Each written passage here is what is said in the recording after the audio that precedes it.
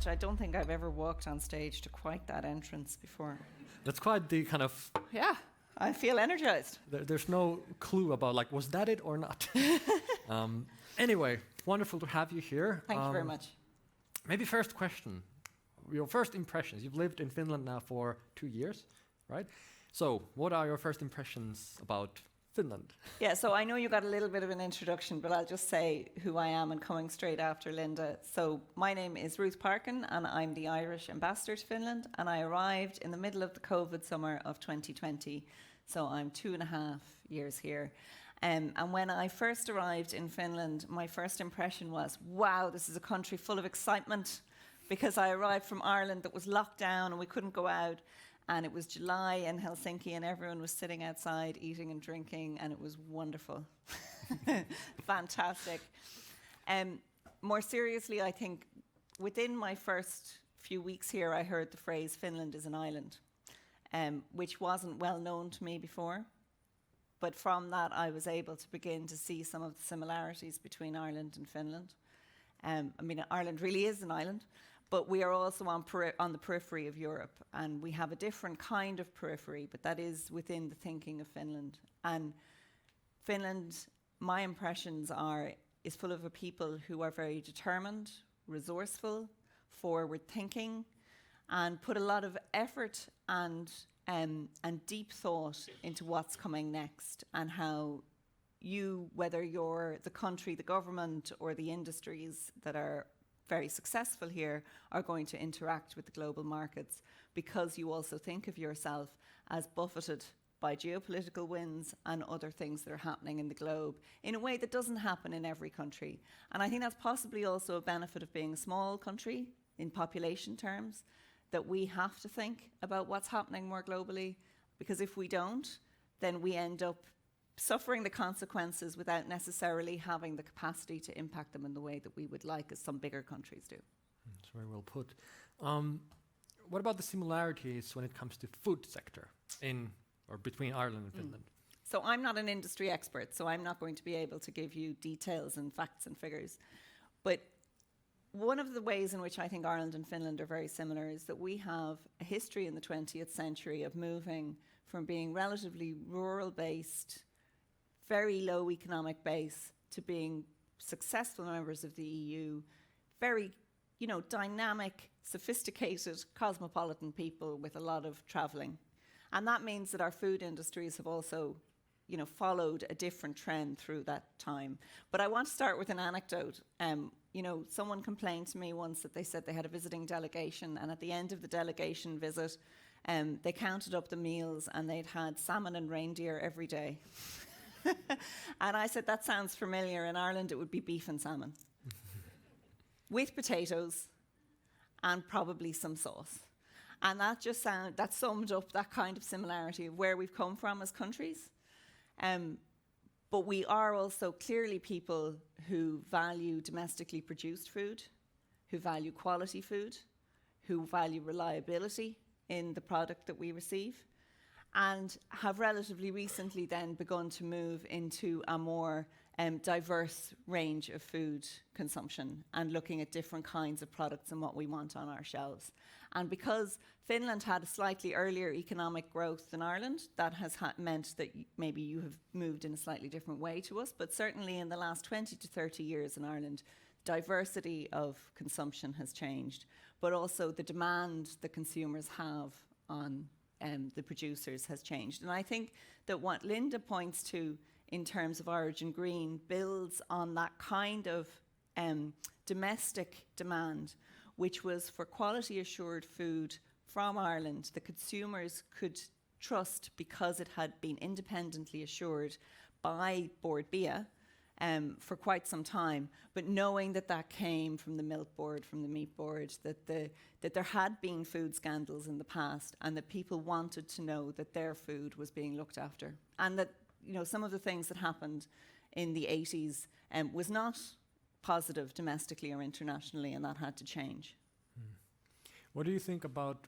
I mean, we've talked about the dialogue between private and public sector, and Linda gave a wonderful presentation and also touched on that.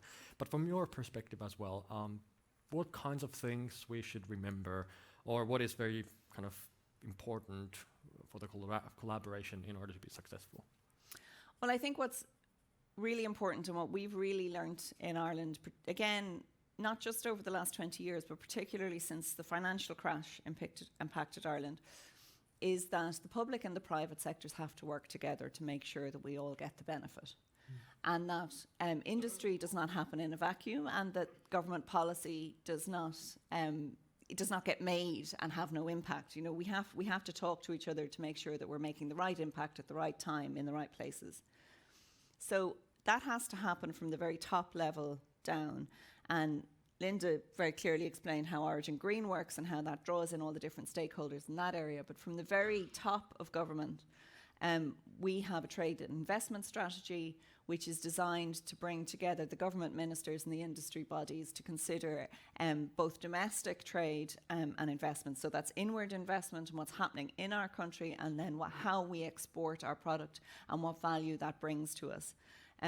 In Ireland, we have a very strong investment sector, and that means that we have a very strong export sector from areas which are not considered necessarily a part of the indigenous economy. If we focused only on them, we would not be focusing on the jobs, because actually, while they bring in jobs, they don't bring in the majority of domestic indigenous jobs. So we have to look at the sectors which maybe come a little bit lower down the graph in terms of volume, but are much more important in terms of people's day-to-day lives. And that's where farming families, where small added value producers, good quality product that is locally made comes in. And their voice can be heard then right up at the top of government through something like our Trade and Investment Council, which includes the state agencies such as Board BIA and Enterprise Ireland, which is our Indigenous Enterprise Board, IDA Ireland, which is the Investment Board, but also the Exporters Association, the Employers Association, and the Employers Association then is an umbrella organisation for a lot of industry bodies, including some from the food industry, both retail and producers. So you have a way to push issues right up the chain, but then you also have to have in each individual sector your way to manage stakeholder relationships, because that's where things get thrashed out at the lower level. What are the kind of first possible potential problems to run into when the communication doesn't really kind of work? It's really striking for me coming to Finland. Irish people credit themselves as being like natural born communicators, as if we don't have to work on it, and we think that everything's going to happen without any structure. And in Finland there tends to be a lot of structure, and if there's no structure then sometimes people can feel that things won't happen.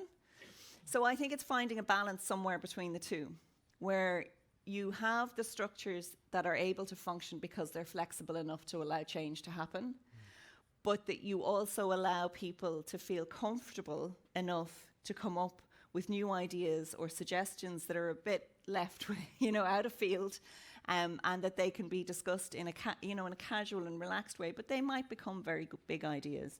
So I think it's important to have, the conversation between the farmer and the auditor, or their Teagasc representative, or their Board BIA contact. And it's also important to have the contact between, the permanent secretary and the minister that is both structured and also sometimes informal, so that you can allow everybody's voice to be heard. And problems can occur when either bit is missing, really. Has it been so that the farmers have come on their own to kind of tell what they think and what they should be done, or is it like we have to go to them to get the info? I'm going to go back to my previous comment about Irish people being natural communicators. The Irish radio is full of conversation, and the farmers' organisation, the Irish Farmers Association, is very vocal. And very often the president of the Irish Farmers Association would be a household name and would regularly be on the radio or on the TV. And that's still an important constituency in a political sense in Ireland. So yes, I think there might be times when producers would feel that they have not had the opportunity to say what they feel. And of course, change like we are experiencing now in terms of sustainability and climate action is difficult at times. but it is also a part of the fabric that there are organizations for farmers to be heard through. And it's not just about farmers, it's about other food producers, and it's about small companies and making sure that big companies and small companies are all heard from. Right. Let's move on to export. You mentioned it's central, it has to be central. So what is the importance of creating a brand, or how would you kind of sell to somebody who doesn't know anything about, Irish food sector? What's the thing? Like, how do you create that kind of brand and are able to export it? I do think that country branding is very important, and when you're a small country in big markets, it's vital to have a very recognizable brand that people can see easily. And it's not always easy to express that. I think Ireland has huge benefit, and we know it, from our diaspora and our long-standing number of Irish people across the world. We also know that we have huge benefit of being known as a green island. So when you say Origin Green, it's not just about food, or it's not just about the food strategy, it's also about coming from Ireland. Green is what we have made our brand. But I think it is important too that over the last 10 to 20 years, tourism marketing not only focuses on the rural areas and the aspect of green fields, but also on food and drink, the experience side of a holiday, which is very important now in terms of selling a country. Even if someone isn't going to go there, if they've seen a picture of Ireland that involves, it might be Guinness, but it might not be. It might be oysters, it might be a nice meal, that's a part of what they begin to associate with our country. So our tourism board is supporting the work of Board Bia, and then what we do by making Ireland that green country and thinking about that we make that into a package.